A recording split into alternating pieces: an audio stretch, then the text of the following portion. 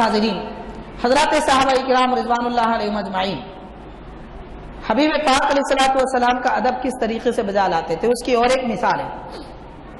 سیدنا عثمان غنی رضی اللہ تعالیٰ عنہ فرماتے ہیں، جب سے میں ایمان لایا اور پیارے آقا صلی اللہ علیہ وسلم کے دست مبارک پر بیعت کیا، کبھی میں نے اس ہاتھ کو شرمگاہ تک نہیں لے گیا۔ جس ہاتھ پہ میں نے سرکار کے دست مبارک پر اپنا ہاتھ جو رکھا ہے، اس کے بعد کبھی میں نے شرمگاہ تک وہ ہاتھ نہیں لے گیا۔ اندازہ کریں کہ کیا ادب ہے۔ ایک مرتبہ سرکار کے دست پاک سے ان کے ہاتھ کو نسبت کیا حاصل ہوگی، اب وہ سمجھنے لگے جبکہ اللہ نے ہاتھ بنایا ہے کام کے لیے۔ اور ظاہری طور پر شریعت کے اعتبار سے بھی دیکھا جائے تو شرمگاہ کو ہاتھ لگانا برا نہیں ہے، ممنوع ہوگا، ضرورت تو پڑتی ہے آدمی کو، لیکن فرماتے ہیں میں نے کبھی یہ ہاتھ استعمال نہیں کیا۔ کیا معلوم حبیب پاک کی برکتیں وہ اپنے ہاتھ میں دیکھا کرتے تھے، جو ایک مرتبہ مس ہوئی تھی، نورانیت خود پر نظر آتی تھی، پھر دیکھتے ہوئے جانتے پوچھتے کیسے یہ ہاتھ کسی ایسے مقام پر لگاتے جو ناپسندیدہ ہو۔ یہ ادب ہے صحابہ کرام کا۔ اور ایک صحابی کے متعلق آتا ہے، ان کا طریقہ کار تھا، حضور پاک صلی اللہ علیہ وسلم جب گھوڑے پر سوار ہوتے تو وہ گھوڑے کی زین باندھا کرتے تھے۔ گھوڑے پر بیٹھنے کے لیے جو لگایا جاتا ہے زین کہتے ہیں، وہ باندھا کرتے تھے۔ ایک مرتبہ سرکار تشریف لائے اور گھوڑے پر سوار ہوئے اور محسوس فرمایا کہ زین کھلی ہے، ڈھیلی ہے، تو ان صحابی سے فرمایا آج آپ نے باندھا نہیں؟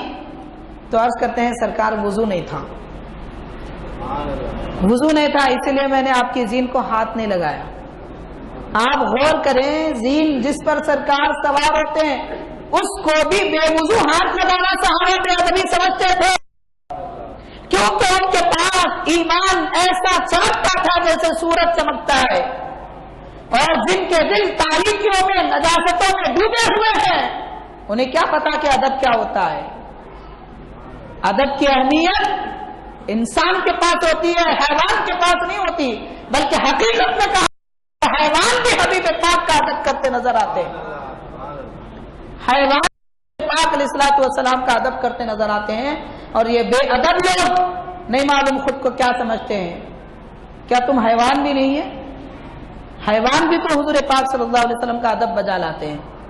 معزز حاضرین، اسی طرح اور ایک حدیث پاک میں آتا ہے، سرکار دو عالم علیہ الصلوۃ والسلام کے ایک صحابی کا یہ طریقہ کار تھا کہ ان کے پاس ایک کمان تھی جس سے تیر چھوڑا جاتا ہے، ایک کمان تھی، اور وہ کمان سرکار دو عالم علیہ الصلوۃ والسلام کے استعمال میں تھی۔